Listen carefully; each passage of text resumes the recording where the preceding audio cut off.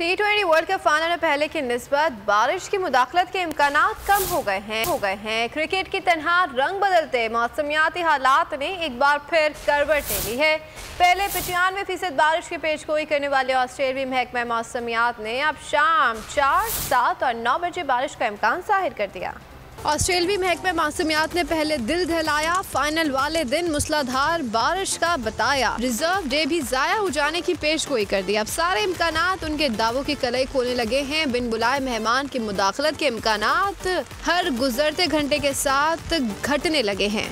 मौसम की आलमी वेबसाइट के मुताबिक बारिश होगी तो सही, लेकिन शायद इस कदर तेज और मुसलसल ना हो जिसका खदशा पहले जाहिर किया जा रहा था। अब से पहले 4 बजे, शाम 7 और रात 9 बजे बारिश का इम्कान जाहिर किया गया है। अगर आपको हमारी ये वीडियो पसंद आई है तो लाइक पर क्लिक कीजिए। बहुत अच्छी कवरेज की है। ये मार्च की तो जबरदस्त कवरेज थी, बॉल की प्रॉब्लम सबसे बेस्ट थी। सबसे ज्यादा रील्स और सबसे ज्यादा रेटिंग के साथ बोल रहा नंबर 1।